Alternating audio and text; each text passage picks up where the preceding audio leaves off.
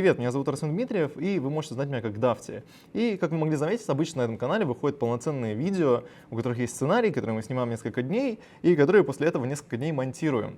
Однако, как мне кажется, в политической конъюнктуре, особенно перед выборами, очень важно говорить на актуальные темы, которые меняются и которые происходят каждый день. К сожалению, у нас нет полноценной команды редакторов, которые помогали бы выпускать подобные проекты хотя бы раз в неделю или хотя бы раз в 2 недели. Однако, когда я читаю новости в том же ERR, PostMS или Delphi, во мне зачастую просыпается персонаж Светлакова, который вслух комментирует новости, сидя у себя на диване. И так как я не могу писать статью в рубрику «Мнение» каждый раз, когда у меня появляется мнение, и так как я не могу вместить все свои мысли в 140 символов в Твиттере, я решил попробовать сделать это вот в таком мини-формате, где мы будем снимать UAT UDISET для нормальных людей. У меня уже была попытка создать подобный проект год назад, однако успехом оно не увенчалось. Давай лучше ты ведущий будешь. Ведущий? Ведущий, да. А что мне говорить? Все, иди вперед, будешь комментировать новости. Ориентируемся, так сказать, улучшаем контент в прямом эфире. Шедевр Ван Гога за 86 миллионов евро облили супом. Если судить по моей ленте в Твиттере, то это была самая обсуждаемая новость этой недели, и именно эта новость вызвала больше всего бурлений в комментариях. И оно на самом деле абсолютно неудивительно, потому что экоактивизм — это всегда наиболее незавидный вид активизма, потому что экоактивисты, они страдают сразу со всех сторон. Вообще, откуда берется экоактивизм? Экоактивизм берется оттуда, что последние 50 лет мы существуем с тем фактом, что у нас есть глобальное потепление. На самом деле, с этим фактом мы, конечно, существуем дольше, но вот последние лет 50 ученые уже трубят вовсю о том, что нам нужно что-то менять, нам нужно менять наш подход к использованию ресурсов, и нам нужно снижать выделение СО2 в атмосферу, потому что иначе нам всем настанет скоропостижный конец. Последние 50 лет ученых абсолютно всех масштабов, абсолютно на всех уровнях общество игнорирует. Обычные обыватели говорят, что это все какие-то совпадения статистические, нас это вообще не волнует, от нас ничего не зависит, и мы ничего не можем изменить. Правительство понимает, что зеленый поворот, он будет достаточно дорого стоить экономике, несмотря на то, что он действительно необходим. И, соответственно, они думают на то, что, следующие правители придут, пусть они будут с этим разбираться. У нас как бы рейтинги обрушатся, если мы сейчас заводы позакрываем или обязуем их выплатить нам компенсации за выбросы СО2 слишком большие. И таким образом мы оказываемся в моменте, когда мы уже находимся буквально на пороге катастрофы. У нас уже на некоторые страны и города начинает немножко подтапливать, у нас уже многие виды вымерли, у нас уже многие виды стоят на грани вымирания, мы уже в ближайшие несколько лет рискуем остаться вообще без пчел. И никого это абсолютно не беспокоит. Люди почему-то думают, что оно пройдет само по себе, и продолжают ездить на работу на машине, и продолжают думать, что электромобили, они спасут нас всех от ужасной техногенной катастрофы. И в такие моменты выходят активисты, которые, да, как часто в комментариях пишут, действительно, в основном это всегда молодежь, обычно всегда это леваки и так далее. Выходит молодежь, которой нечего терять, и эта молодежь начинает делать хоть что-то, что она может сделать. И оно абсолютно неудивительно, потому что этой молодежи, во-первых, она обычно идейная, крайне максималистичная, и ей нечего терять, соответственно, она не боится заниматься самопожертвованием. А во-вторых, у этой самой молодежи нету никакого представительства в системе, в какой-либо то ни было. В Эстонии на данный момент нет ни одного депутата младше 30 лет. Во всем созыве за последние 4 года таких депутатов было всего лишь 2 или 3 человека, которые младше 30 лет. Что обозначает, что 40% эстонского общества представлено буквально 1-2 людьми. И в такие моменты, когда у молодежи не остается никакого другого варианта достучаться до более обширных кругов населения, оно начинает заниматься некой самодеятельностью и делать хоть что-то, чтобы его услышали. И, естественно, если бы вот эти девочки вышли условно с плакатом «Спасем планету» перед парламентом или написали бы записку своему местному депутату, их бы никто не услышал, на них бы в очередной раз никто не обратил внимания, как это и происходит на протяжении последних 50 лет. Когда люди чувствуют, что в обществе нет справедливости, их не слышат, они начинают прибегать зачастую к наиболее крайним, наиболее радикальным мерам.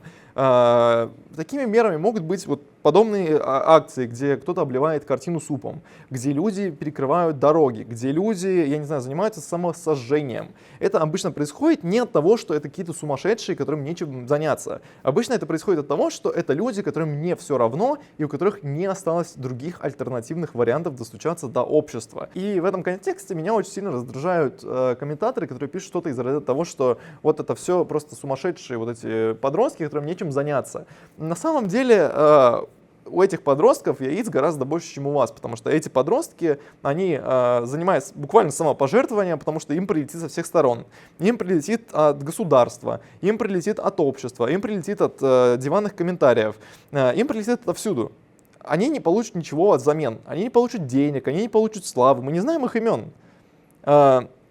Эти люди, грубо говоря, занимаются самопожертвованием для того, чтобы в очередной раз хоть каким-то образом достучаться до общества и напомнить обществу, что мы все идем к абсолютной катастрофе. И я абсолютно согласен с тем, что эта акция, она крайне скучная, да, там, вылить суп, ну, в этом мало чего оригинального. Приклеить себя к какому-то объекту — это вообще самый баянный из баянов, который только можно придумать. И бывают акции качественные, бывают акции интересные, бывают акции, там, которые создают реальные художники и артисты, которые тоже вынуждают к обсуждению, которые обращают внимание, и при этом всем еще и с точки зрения искусства представляют какую-то ценность. Естественно, облитие картины супом это абсолютно неинтересная акция, которая не представляет из себя никакой ценности. Однако для того, чтобы критиковать подобных активистов за то, что у них какие-то неправильные меры борьбы с глобальным потеплением, задайтесь, пожалуйста, вопросом или попробуйте ответить себе самостоятельно на вопрос, что, собственно говоря, для борьбы с глобальным потеплением сделали вы.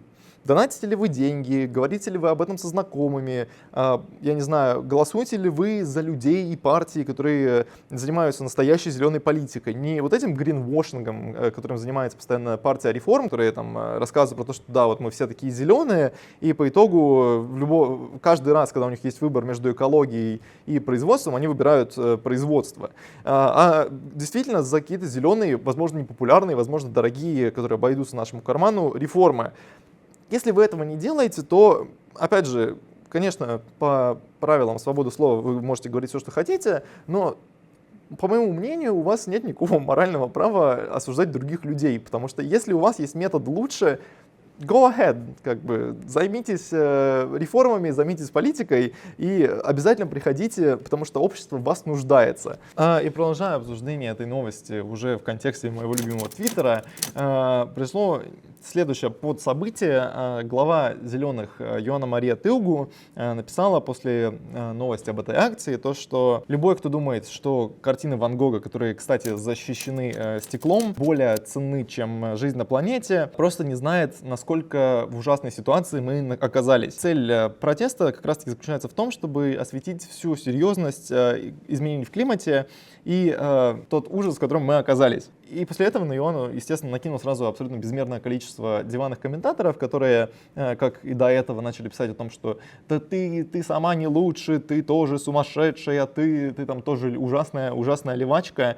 И все это превратилось просто в то, что такой массовый поход против зеленых, из ряда того, что вот смотрите, зеленые сами не хотят, чтобы за них голосовали, они одобряют порчу искусства. После этого журналисты задались вопросом и спросили, соответственно, Йоанну о том, что, какова твоя действительно позиция, и на это Йоанна ответила то, что она никогда не говорила то, что это нормально.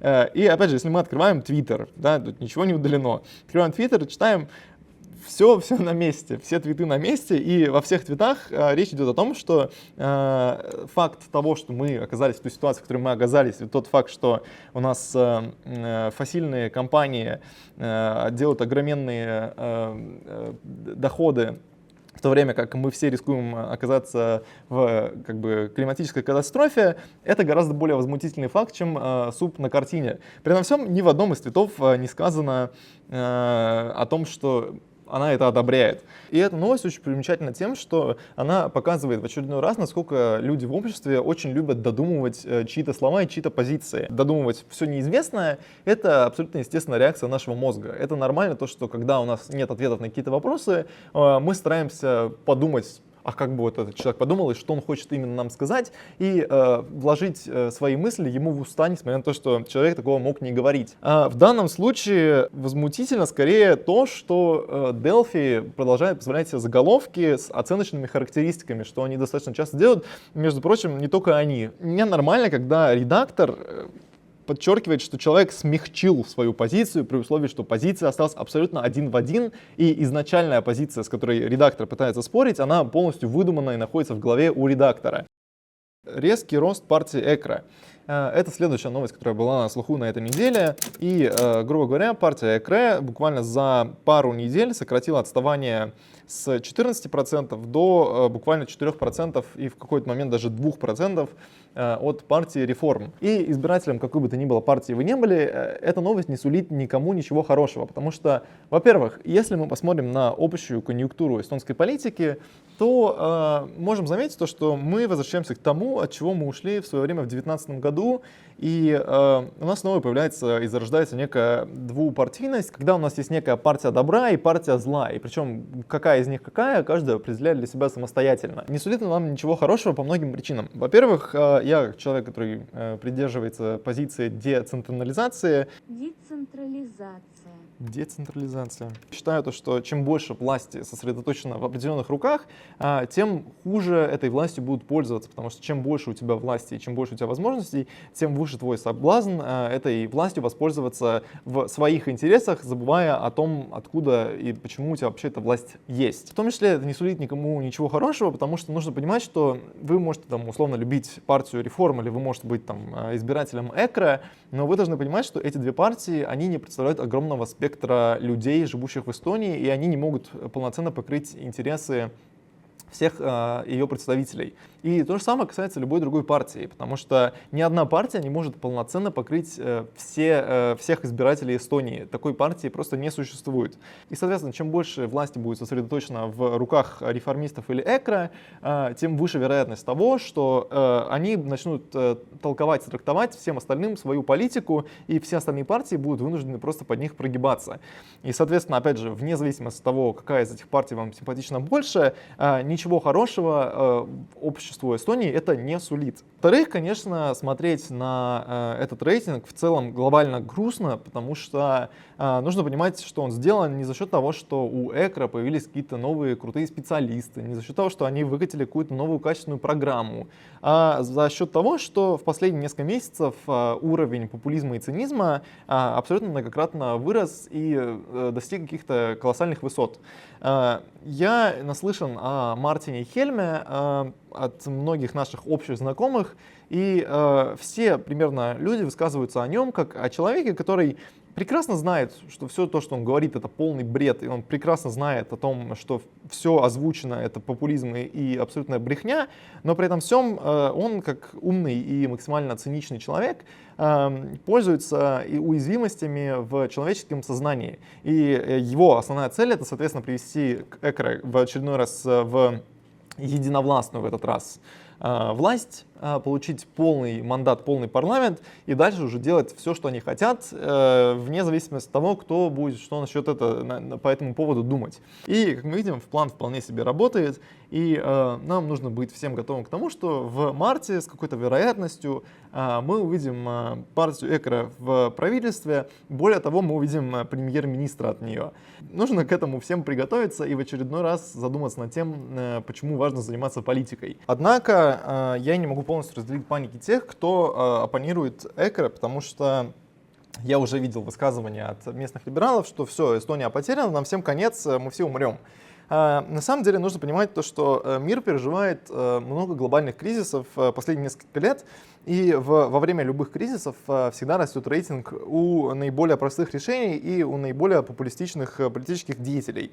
И это не какая-то особенность Эстонии, это происходит во всем мире, это происходит во всех странах.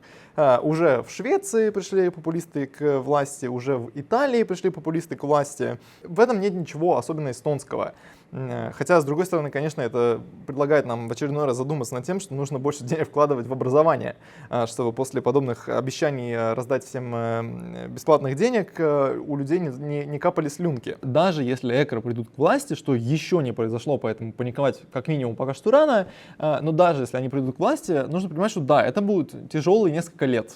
Это будет повторение 2019 года, когда кризисы правительственные были созданы каждый день самим правительством, а не какими-то внешними факторами, будет принято большое количество глупых решений, которые нам придется потом откатывать. Я не удивлюсь, если в очередной раз начнется какое-то какой-то популизм вроде второй пенсионной ступени, когда опять экры разгонят инфляцию, а потом передадут бразды правления условным реформистам, скажут: смотрите, это все из-за реформистов инфляция, оказывается, выросла. Я абсолютно не удивлюсь всем этим событиям, однако нужно понимать, что Эстония — это хоть и молодое демократическое государство, но оно уже имеет некие устойчивые институты, и Эстонию так просто невозможно превратить в условную авторитарную страну. И каким бы умным ни был Мартин Хельме, ему это, скорее всего, не удастся. И, соответственно, система наша сама очистится в какой-то момент, потому что кризисы не могут длиться долго, и популистичные решения, они хороши только на бумаге и в газетах. Когда их начинают реализовывать в жизни, они перестают быть такими заманчивыми и классными. И, соответственно, в ближайшие несколько лет в любом случае мы вернемся к некому статусу кво, и в правительстве у нас окажутся все равно адекватные партии. И вдобавок к этому я бы вспомнил то, что в Эстонии невозможно сформировать правительство, если у вас нет поддержки 50% парламента. И вероятность того, что экры наберут больше 50% в парламенте, она стремится примерно к нулю. И я бы сказал, что это скорее утопия, и на сегодняшний день это абсолютно невозможно. В Эстонии слишком грамотное население, чтобы дать 50% экра. Вот. И, соответственно, для этого, если они захотят попасть в правительство, и даже президент Карис даст им мандат на создание правительства, им все равно нужно будет найти оставшиеся проценты в парламенте. И здесь из союзников у них есть только два гипотетически возможных варианта. Это партия центристская и это ИСАМА. И обе эти партии уже попробовали подобный план несколько лет назад, и что-то мне подсказывает, что ни одна из этих партий на эти грабли снова не наступит. И для тех же ИСАМА гораздо перспективнее и вкуснее коалиция, которая у них существует сегодня. Дорогие друзья, паниковать еще рано. Однако нам всем нужно немножко задуматься и немножко начать активнее работать и активнее вести профилактические беседы со своими знакомыми и родственниками. Потому что даже мне родственники скидывают видео из ряда того, что смотри, Хельме все по факту сказал. И когда начинаешь смотреть эти речи, становится понятно любому хоть сколько-то маломальски грамотному человеку, что эти речи состоят просто из каких-то пустых лозунгов. Начиная от того, что ужасное правительство нас всех грабит, хотя все компенсации они берут не из налогов, а из займа на много лет и из денег Эсти Энергия, о том, что у нас ужасное электричество, хотя уже как бы со всеми компенсациями и универсальным пакетом уже как бы цены могут сравниться с теми, что у нас были всегда. Ужасные цены на газ при условии, что уже цены в Европе на газ вернулись практически к майским значениям. Ужасное правительство нас всех грабит, разгоняет инфляцию при условии, что именно вывод второй пенсионной реформы, которая одобрили, между прочим, и сама ЭКРО, и центристская партия, я напоминаю, которая вызволила огромное количество денег на рынок, а новых продуктов не завезло. Все эти вещи, которые вызвали реальную инфляцию, сегодня на них ЭКРО, несмотря на то, что они являются первоисточником, очень ловко выезжают и говорят, что во всем виновато нынешнее правительство. Хотя, естественно, это не так. Поэтому ведите разговоры со своими знакомыми, ведите разговоры со своими родственниками и помните, что да, на данный момент паниковать рано или впадать в истерику тоже рано. Но в какой-то момент, если мы не сделаем ничего с этим, потом уже будет поздно. Некоторые пассажиры требуют прекратить русскоязычное объявление на Балтийском вокзале. На Балтийском вокзале больше не будут объявлять объявления на русском языке. Эта новость мне очень сильно по своему духу напоминает новость про Нардский танк, когда наше общество в очередной раз, вместо того, чтобы по-настоящему как-то взяться за проблему и решать проблему, наше общество бегает как сумасшедшее с какими-то несуществующими проблемами, которые живут у нас только в голове. Для тех, кто не знает, в случае с танком моя позиция заключается в том, что люди носятся с этим куском железа, абсолютно бестолковым, уродливым, безвкусным куском металла, которому действительно его нужно было снести лет 30 назад. Но тем не менее люди носятся с этим танком так, как будто бы этот танк является источником какой-то проблемы, хотя этот танк является лишь ее олицетворением. И от того, что мы его убираем, мы не решаем абсолютно никакой проблемы. Ничего не изменилось. Больше месяца назад мы убрали этот танк, уже почти 2 месяца назад мы его убрали. Ничего с тех пор не изменилось. Никто не стал больше уделять времени или там внимания вот этим проблемам с русскоязычным комьюнити в Эстонии. никто не начал говорить или думать над тем, как мы будем с ними разговаривать, как мы будем проводить какую-то информационную работу, информационную политику, как мы будем это менять. Никто об этом не говорит, потому что это скучно, это неинтересно и слишком сложно. С этим пусть кто-нибудь другой разберется. Все говорят только о каких-то проблемах, которых на самом деле не существует. И то же самое с отключением голосовых оповещений на Балтийском вокзале. Даже в самой формулировке новости, то, что некоторые пассажиры требуют прекратить русскоязычные объявления, так и напрашивается ответ: пусть на кухне у себя дома потребуют, потому что объявления на тех или иных языках, неважно каких, существуют для того, чтобы оповещать людей, для того, чтобы рассказывать людям какую-то информацию, да? Они существуют там не для вида. И, соответственно, то, что кому-то они не нравятся, это абсолютно не забота всех остальных. Если вам что-то не нравится, можете закрыть уши в данном случае. Однако и другая часть новости о том, что некоторые пассажиры начали теряться и не могут нормально навигировать, тоже вызывает огромные вопросы, потому что объявление о том, что wrong suburb, это А2, да, это А2, это настолько низкий уровень, который, я не знаю, мигранты могут выучить буквально за месяц. Каким образом в нашем обществе до сих пор остаются люди, которые живут здесь всю свою жизнь, которые особенно живут, например, в Таллине, да, не где-то в Нарве, где там 95% русскоязычных, а где-нибудь в Таллине или в Харjuме или там еще где-то, и они до сих пор не знают А2, и отсутствие русскоязычной навигации вызывает у них потерю в пространстве. Это очень странно, и это очень вызывает большие вопросы к нам всем. Вотум недоверия Рине Сикут провалился. В прошлую среду, 19 октября, был провален первый в истории вотум недоверия Рине Сикут, которая сегодня занимает кресло министра экономики. Инициирован этот вотум был, естественно, оппозицией в лице партии ЭКРО и в лице центристской партии. Но что примечательно, это их официальное заявление. Министр экономики и инфраструктуры Эстонской республики Рина Сикут потеряла доверие как министр, поскольку действовала скрытно и злонамеренно в отношении доставки СПГ-судна в порт Палдиски и обеспечения безопасности поставок сжиженного природного газа в Эстонию. Говорится, вот у меня недоверие. Это вообще очень смешно звучит из уст партии, которая не занималась в своей истории ничем, кроме создания инфоповодов ради инфоповодов. Рина Сикут является одним из самых главных и самых лучших политиков в Эстонии на данный момент. Рина Сикут — это вообще один из самых достойнейших политиков, которая ни разу в своей истории не была замечена на том, чтобы рассказывать какую-то удобную версию вместо правдивой версии. И в том числе в интеллектуальных способностях ее сомневаться не особо приходится, потому что за те годы, что она работала в Министерстве труда и здравоохранения, за то время, что она работала депутатом, за то время, что она работала главой комиссии, и за то даже время, что она работает министром экономики, никаких вопросов к ее компетенции не возникает. И когда две фракции каких-то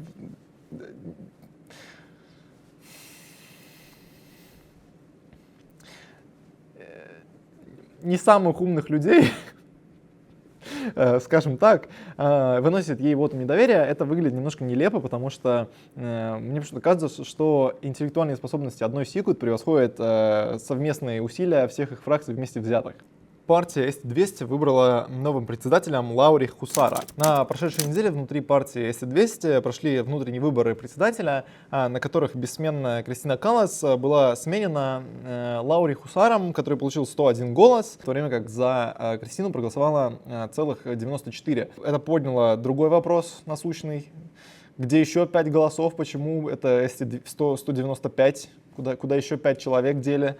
Но, тем не менее, новость эта, мягко говоря, была большой неожиданностью для большинства политических обозревателей, потому что Кристина Каллас являлась таким сильным примером женщины-политика, которая создала с нуля партию, которая привела эту партию к относительному успеху. В данном контексте менять председателя, который, грубо говоря, создал партию последние 5 лет этой партии, управлял на достаточно политического ноунейма прямо перед выборами, кажется абсолютно странным и необоснованным решением, особенно учитывая то, что последние несколько месяцев Кристина, судя по слухам и рассказам, невероятно активно работала над набором и добором новых членов в партию.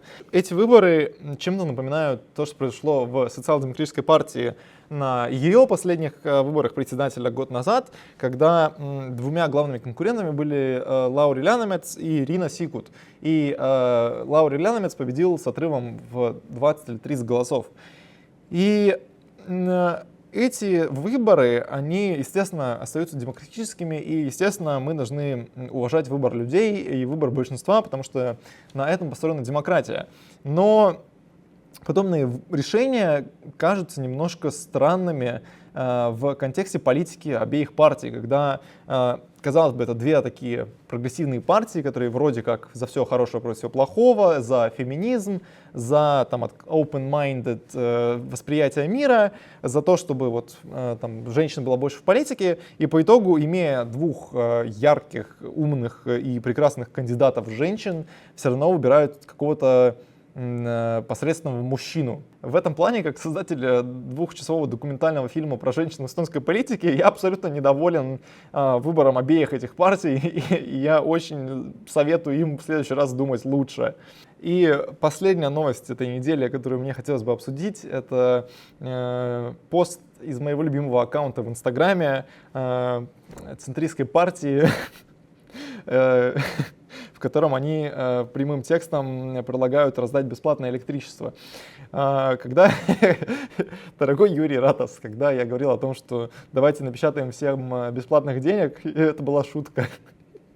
Пожалуйста, не нужно воспринимать это было всерьез. И в этом смысле очень страшно подумать над тем, конечно, что предлагают некоторые партии, потому что, если вспомнить, центристская партия еще в свое время предлагала для того, чтобы бороться с топливным кризисом, убрать акциз на топливо. То есть у этих людей нет ни одного нормального экономиста в партии, и они выносят вотум недоверия Рине Сикут.